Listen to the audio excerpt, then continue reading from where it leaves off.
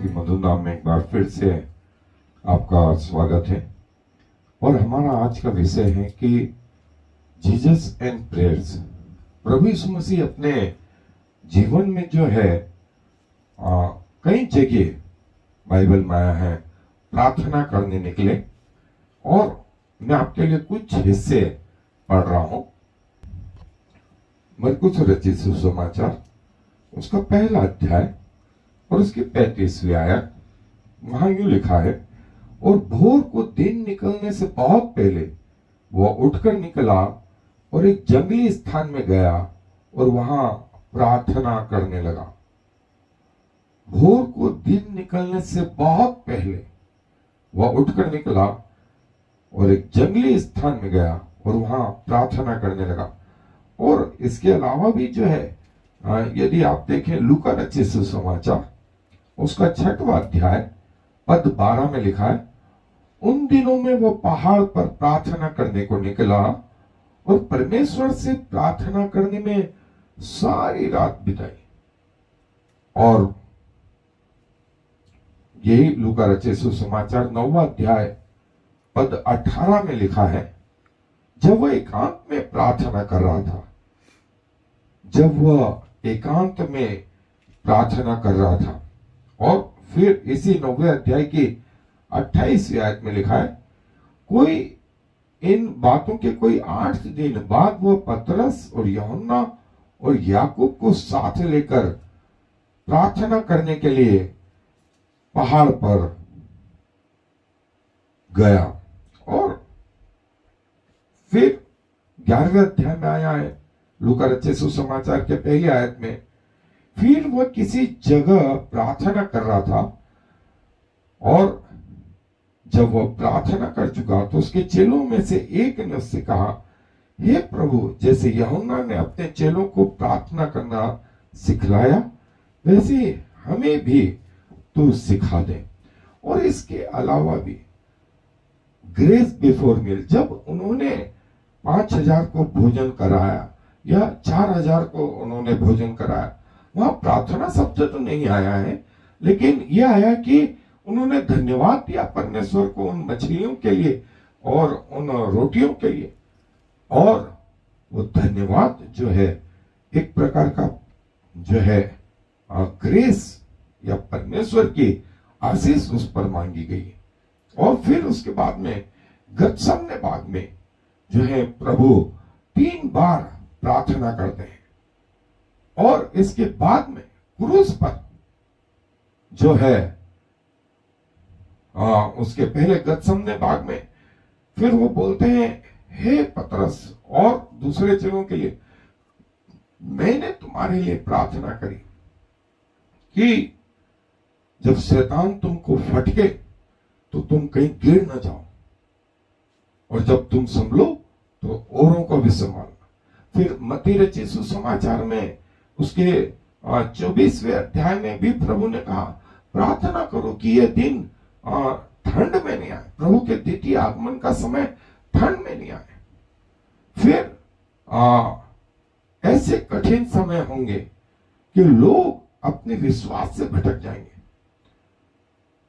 न सिर्फ ये, वरन प्रभु ने कहा कि प्रार्थना और उपवास से वो दुष्ट आत्माएं भी निकलेंगे।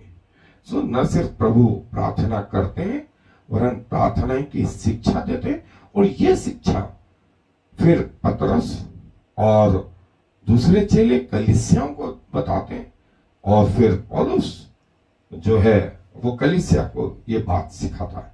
सो प्रभु हमारा परमेश्वर होकर के पृथ्वी के जीवन में इस रीति से प्रार्थना करता है। सो हमें भी प्रभु के साथ एक प्रार्थनामय जीवन जीना होगा। और कैसे लोग रात भर बैठ जाते हैं, कैसे प्रभु सारी रात प्रार्थना कर, इसकी शुरुआत छोटी छोटी प्रार्थनाओं से होती है। छोटी प्रार्थनाएं से इनकी शुरुआत होती है, और तब जाकर के अर्ली मॉर्निंग वो उठा, शाम को गया, फिर रात भर परमेश्वर के साथ बैठा रहा। ये कैसा हुआ, कैसे संभव हुआ?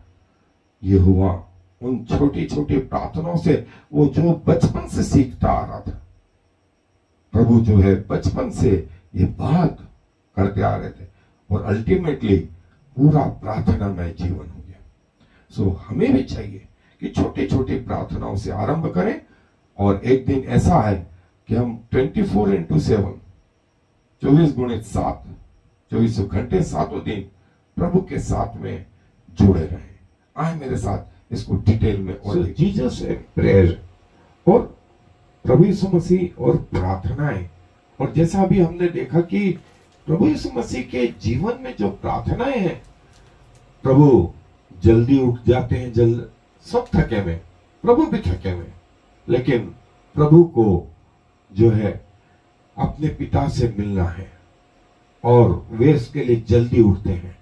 फिर शाम के समय में, रात के समय में प्रार्थना, फिर पूरी रात प्रार्थना, गतसमने बाग में प्रार्थना, और जो है उस पहाड़ पे प्रार्थना, और जब वे अकेले में एकांत में प्रार्थना कर रहे थे, जो है फिर अपने उस रूपांतरण के पहले वे प्रार्थना के लिए जो है तीनों महत्वपूर्ण चेलों को अपने साथ ले गए। और प्रभु यीशु मसीह की सबसे महत्वपूर्ण प्रार्थना थी जो है यूहन्ना रचित सुसमाचार में 17वां अध्याय। और प्रभु यीशु मसीह ने चेलों के लिए, और जैसा मैंने बताया कि ग्रेस बिफोर मील, प्रभु जो है भोजन के पहले पिता को धन्यवाद देते हैं। हर चीज के लिए हमारे पास धन्यवाद का विषय होना चाहिए। और प्रभु यीशु मसीह ने जो है चेलों को जो है बताया, प्रार्थना का महत्व बताया। चेलों ने पूछा तो प्रभु ने उनको प्रार्थना करना सिखाया। फिर कहा कि मेरा घर प्रार्थना का घर कहलाएगा, प्रार्थना का घर कहलाएगा। और प्रभु ने कहा कि दुआएं करो कि मेरे द्वितीय आगमन का समय ठंड में ना हो, विंटर में ना हो, और जो है जागते रहो, जागते रहो, हमेशा तैयार रहो, प्रभु आज आ जाए, प्रभु कल आ जाए। और ये बात के लिए भी कि मुझे परीक्षा में न लाओ। और जब प्रभु पहाड़ से उतर रहे थे तो एक दुष्ट आत्मा से भरा हुआ व्यक्ति, जो एक बालक जो था, वो मिला और उसने प्रभु यीशु मसीह से कहा कि मेरे बालक को मैं आपके पास लाया, आपके चेलों ने दुआएं करी लेकिन वो निकला नहीं। सो प्रभु यीशु मसीह ने वहां अफसोस जाहिर किया और उस बालक में से दुष्ट आत्मा को निकाली। और जब चेले उनके पास आए तो चेलों ने पूछा कि प्रभु हम क्यों नहीं कर पाए। प्रभु ने कहा ऐसा वर्ग बगैर उपवास और प्रार्थना के, उपवास और प्रार्थना के जो है नहीं निकलता। सो यदि आप मसीह में और आगे बढ़ना चाहते हैं तो अगला हम देखेंगे उपवास भी। और प्रभु ने कहा प्रार्थना में जो कुछ मांगो मिलेगा। और यदि प्रार्थना के लिए मंदिर में आया और तेरे मन में कुछ है, विरोध में कोई किसी के, उसको प्रार्थना में क्षमा करो, अपने भाई को क्षमा करो और हमेशा प्रार्थना करते रहना चाहिए। प्रभु ने एक उदाहरण भी दिया कि एक विधवा जो है बार बार आती थी, तो न्याय ने कहा कि ये विधवा आती है और मुझे तंग करती है, अब मैं इसका न्याय कर दूंगा। प्रभु ने कहा कि प्रार्थना में हियाव नहीं छोड़ना। सो न सिर्फ प्रभु प्रार्थना स्वयं करते हैं, वरन हमें भी शिक्षा देते हैं कि हमें भी प्रार्थनाएं करते रहना चाहिए। और प्रार्थना में क्या होना चाहिए, मैं आपको एक चीज कहूं, प्रार्थना में धन्यवाद होना चाहिए। और प्रभु ने जो है प्रभु की प्रार्थना, जिसको हम लॉर्ड्स प्रेयर के नाम से जानते हैं, वो सिखाई। फिर पिता से जो प्रार्थना करी वो बताया उन्होंने। और पिता ने जो है यदि आप लूका रचित सुसमाचार को देखेंगे तो वहां जो है इस बात को बताएगा। फिर महायाजकी प्रार्थना, महायाजकी प्रार्थना, और महायाजकी प्रार्थना के अलावा जो है लाजरस की कब्र पर भी जो है प्रार्थना। सो हम जो है करीब 6 बार तो ये, लेकिन कई जगह जो है हम कैसे प्रभु यीशु मसीह के जैसी प्रार्थना कर सकते हैं। सो कई जो है इसके जो है कि कैसे किस पोजीशन में या हम क्या प्रार्थना में हमारे कंटेंट रहे, लेकिन जो है प्रभु बताते हैं कि जरूरी नहीं कि कैसे प्रार्थना करी जाए, आपका मन जो है वो परमेश्वर को ग्रहण योग्य है।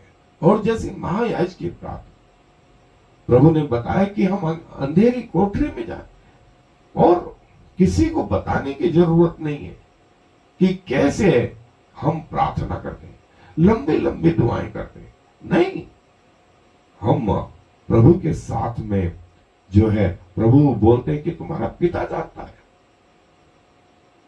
तुम्हारा पिता जानता है कि तुम्हें क्या चीज की जरूरत है।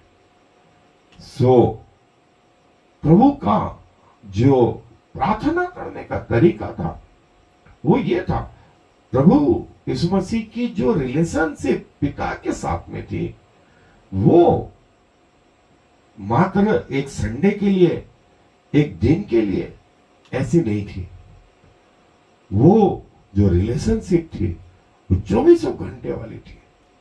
सो दोस्तों, ये हम प्रभु से सीखें कि जब प्रभु स्वयं परमेश्वर के बेटे होकर के प्रार्थना का जीवन जीते हैं तो हमें कितनी आवश्यकता है। और यदि आपने अभी तक इसको नहीं सीखा है तो मैं बोलूंगा शुरुआत करें छोटी छोटी प्रार्थनाओं से।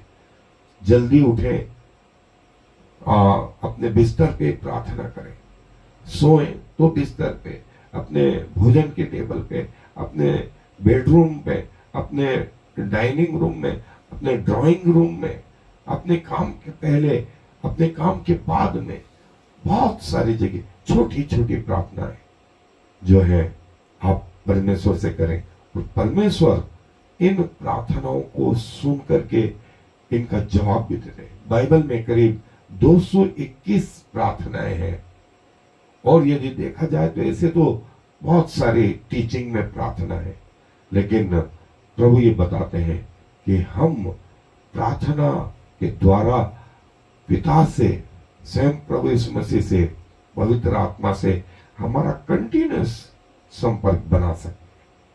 स्वामी दुआ। प्रभु जी धन्यवाद देते हैं आपके प्रार्थना में जीवन के लिए, जिसमें आप हमें सिखाते हैं कि परमेश्वर का बेटा होने के बावजूद आप प्रार्थना जो है लगातार करते रहे, जल्दी उठ करके सुबह, शाम को, पूरी रात और पूरा प्रार्थनामय जीवन। प्रभु हम आपको धन्यवाद देते हैं और खुदावंत ये साहस हमें भी दें कि हम भी प्रभु आपके साथ लगातार जुड़े रहें। और खुदावंत धन्यवाद हमारी प्रार्थनाओं को सुनने के लिए, उनका जवाब हाँ और आमीन में देने के लिए। सारा आदर आपको देते हुए इस विनती को प्रभु यीशु मसीह के नाम से मांग लेते हैं, आमीन। और फिर I am the Lord. There is no other God. I have prepared you, even though you do not know me, so all the world from east to west will know there is no other God. I am the Lord, and there is no other.